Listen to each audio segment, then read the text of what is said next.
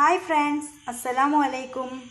ഞാൻ ഇന്നിവിടെ ഉണ്ടാക്കാൻ പോകുന്നത് ഒരു തട്ടിക്കൂട്ട് പിസ്സയാണ്. കുറേ നാളായി എൻ്റെ ഫോണിൻ്റെ ഗാലറിയിൽ സേവ് ചെയ്ത് വെച്ചൊരു വീഡിയോ ആണ്. ഒരു ഇൻസ്റ്റഗ്രാമിൽ നിന്ന് എടുത്തിട്ട് അപ്പോൾ ഞാൻ ഇന്നത് മക്കൾക്ക് ഉണ്ടാക്കി കൊടുക്കാമെന്ന് വിചാരിച്ചു. അപ്പോൾ അതിന് ഞാൻ വേണ്ടിയിട്ട് ഇവിടെ ഇപ്പോൾ ചീസ് എടുത്ത് വെച്ചിട്ടുണ്ട്. കുറച്ച് കോഴി പൊരിച്ചത് ചെറിയ ചെറിയ പീസാക്കി മുറിച്ച് വെച്ചിട്ടുണ്ട്. കുറച്ച് സോസ് എടുത്തിട്ടുണ്ട്. സോസിലിടാൻ കുറച്ച് മുളകും പൊടിയും കുരുമുളക് പൊടിയും വെളുത്തുള്ളിയും എടുത്തിട്ടുണ്ട്. കുറച്ച് ഉള്ളി, ക്യാരറ്റ്, തക്കാളി. ഇപ്പോൾ ഇത്രയും സാധനങ്ങളെ എൻ്റെ വീട്ടിലുള്ളൂ. പിന്നെ ഇത് ഞാൻ ബ്രെഡ് വെച്ചിട്ടാണ് ഉണ്ടാക്കുന്നത്. അപ്പോൾ ഇതാ ഒരു ബ്രെഡ് ഇങ്ങനെ എടുത്തിട്ട് ഇതാ ഇതുപോലെ മുറിച്ച് വെച്ചിട്ടുണ്ട്. ഇനി നമുക്കിത് സെറ്റ് ചെയ്യാം. ഇനി നമുക്ക് ഇതിലേക്ക് ആവശ്യമായ സോസ് തയ്യാറാക്കാം. അതിനാവശ്യമായിട്ട് ഞാൻ കുറച്ച് ടൊമാറ്റോ സോസ് എടുത്തിട്ടുണ്ട്. അപ്പോൾ അതിലേക്ക് കുറച്ച് കുരുമുളക് പൊടി, കുറച്ച് മുളകും പൊടി എരിവിന് വേണ്ടി ചേർക്കുന്നുണ്ട്. അപ്പം ഞാൻ സഹായിക്കാൻ ഇവിടെ എൻ്റെ മോളുണ്ട്. ഓളാണിപ്പോൾ ഇത് ഇളക്കിക്കൊണ്ട് നിൽക്കുന്നത്. ഇതിലേക്ക് ആവശ്യമായി കുറച്ച് വെളുത്തുള്ളിയും ചേർക്കുന്നുണ്ട്, ഒരു ചുവയ്ക്ക് വേണ്ടിയിട്ട് കേട്ടോ. അപ്പം മോള് നന്നായിട്ട് മിക്സ് ചെയ്ത് വെച്ചിട്ടുണ്ട്. ഇനി നമുക്ക് പാനിൽ ഇതിൻ്റെ പിസ്സ ഉണ്ടാക്കുന്നത് തയ്യാറാക്കാം. അതിന് വേണ്ടിയിട്ട് ആദ്യം ബ്രെഡ് എടുത്ത് സെറ്റ് ചെയ്യാം. അപ്പം ഓരോ ബ്രെഡ് പീസും ഇതുപോലെ എടുത്ത് വയ്ക്കാം. മറന്നുപോയി, ആദ്യം നമുക്ക് ഇതിലേക്ക് കുറച്ച് ഓയിൽ സ്പ്രെഡ് ചെയ്ത് കൊടുക്കാം.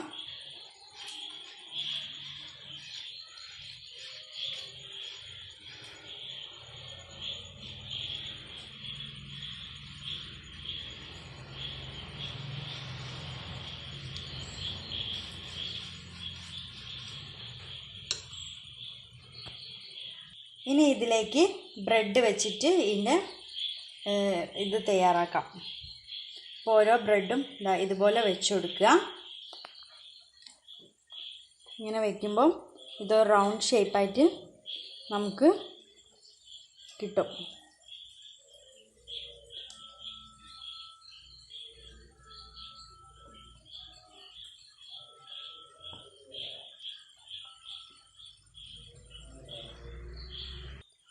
മുറിച്ച് വെച്ച ബ്രെഡ് ഇതാ ഞാനിപ്പോൾ ഈ റൗണ്ട് ഷേപ്പിൽ ആക്കിയിട്ടുണ്ട്.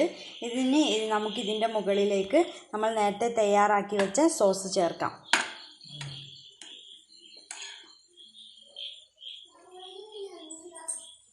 സോസ് ഓരോ ഇതിൻ്റെ റൊട്ടീൻ്റെ മുകളിൽ നിറച്ചും സോസ് ചേർത്ത് കൊടുക്കാം. ഞാനിപ്പോൾ ഇതാ ബ്രെഡിൻ്റെ മുകളിൽ മുഴുവനായിട്ട് സോസ് സ്പ്രെഡ് ചെയ്തിട്ടുണ്ട്. ഇനി നമുക്കിതിലേക്ക് ആവശ്യമായ തക്കാളി, ക്യാരറ്റ്, ചെറിയ ഉള്ളി മുറിച്ചിട്ടതെല്ലാം ചേർക്കാം. അപ്പം തക്കാളി ഇതുപോലെ വിട്ട് വെച്ച് കൊടുക്കുക. നമ്മൾ കയ്യിലുള്ള എല്ലാ പച്ചക്കറികളും നമുക്കിതിന് ഉപയോഗിക്കാം കേട്ടോ. ക്യാപ്സിക്കം ഉണ്ടെങ്കിൽ അത് കളർഫുള്ളാണെങ്കിൽ കുറച്ചുകൂടി ഭംഗി ഉണ്ടാവും. Yellow, white, yellow, red, green അങ്ങനെ ആകുമ്പോൾ കുറച്ചുകൂടി ഭംഗി വരും കാണാൻ വേണ്ടിയിട്ട്. ഇത് ചേർത്ത് കഴിഞ്ഞതിന് ശേഷം നമുക്കിതിലേക്ക് ചിക്കൻ ചേർത്ത് വയ്ക്കാം. ഇനി ഇതിന് മുകളിലേക്ക് ഫ്രൈ ചെയ്ത് വെച്ച ചിക്കൻ ചേർത്ത് കൊടുക്കാം. അപ്പം എന്നെ സഹായിക്കുന്നത് എൻ്റെ മകനാണ്. ഇവരിൻ്റെ ചുറ്റും ഇവിടെ തന്നെ ഉണ്ട്. എല്ലാവരും ഇത് റെഡി ആയാലും കഴിക്കാൻ വേണ്ടി തയ്യാറായിട്ട് നിൽക്കുകയാണ്. ഇനി നമുക്കിതിൻ്റെ മുകളിലേക്ക് ചീസ് വയ്ക്കാം. അപ്പോൾ ചീസ് ഞാൻ ചെറിയ ചെറിയ പീസാക്കി മുറിച്ചിട്ടുണ്ട്. അത് നമുക്കിങ്ങനെ ഓരോ ഭാഗത്തായിട്ട് വെച്ച് കൊടുക്കാം.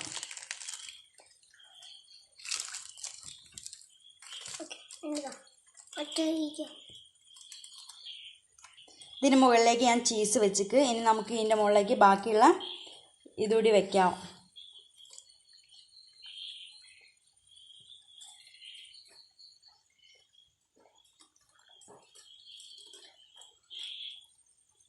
ചിക്കൻ വെച്ച് കൊടുക്കാം.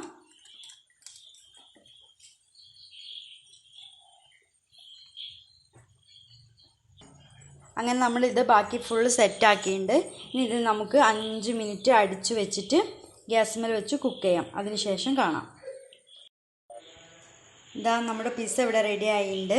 ഇനി നമുക്കിതൊരു പാത്രത്തിലേക്ക് മാറ്റാം.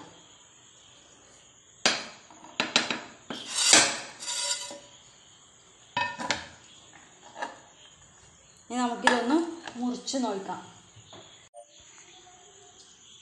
ഇനി നമുക്കിത് ഒരു പീസായിട്ട് മുറിച്ച് നോക്കാം.